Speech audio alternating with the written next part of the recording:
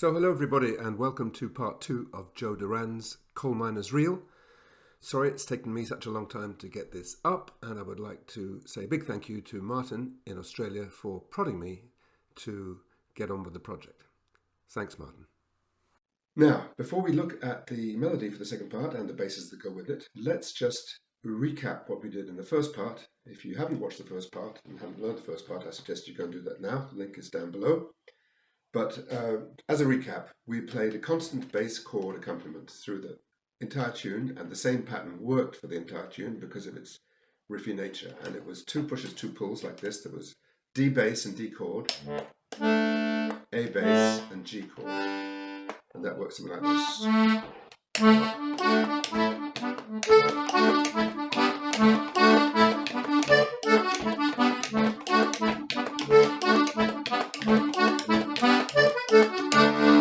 Now you can see when I play it at something that speed, approaching real speed, it starts to sound a bit cluttered and a bit heavy. So let's look at what we can do to lighten up the basses, and this will be very useful for the second part as well. So to lighten up the basses, we need to miss something out, or some things out. And the first thing to try would be to leave out the A bass. And what would that give us?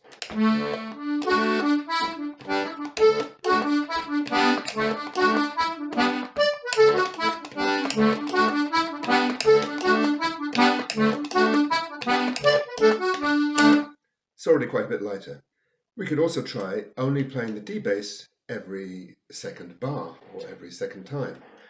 So every time you play the low A, we play the D chord, the D bass rather, and the next time when we're not playing the low A, we just leave it out. So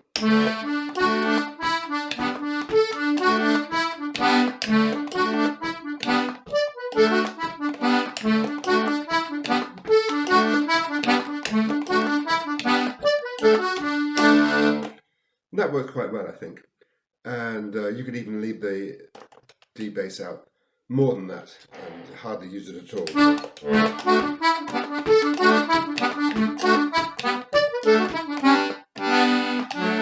That would work quite well. Sorry about the fluffs there. Another interesting thing might be to leave out the D bass but play the A bass like this.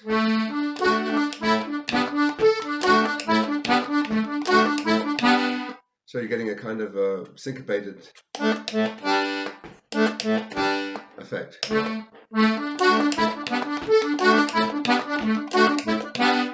Which is quite fun. So you can try a variety of all those strategies to lighten up your bass for the first part. Now let's go on to the second part. So here's the second part of the tune. We start on the A, lead up to D,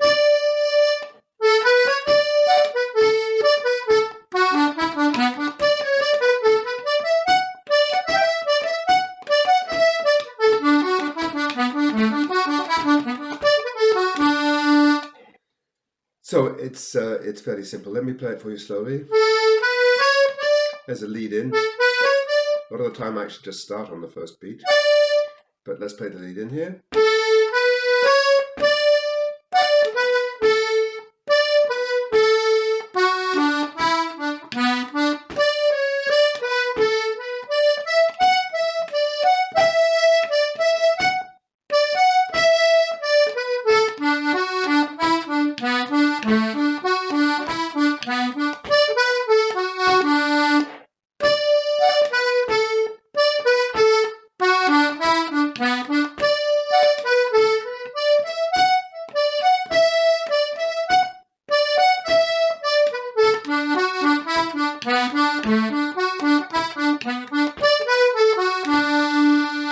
Let's look at the basses now. D. And then, which should be very familiar to you, from the start again.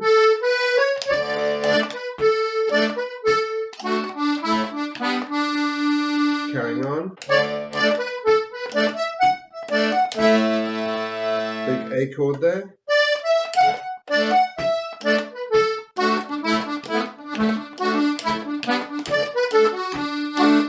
So when we go back the second time,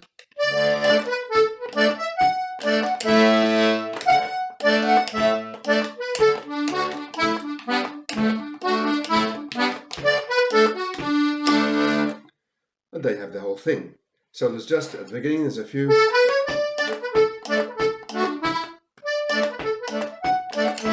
and the rest is more or less what you learned in the first part. So let's do the whole second part, going through with the basses.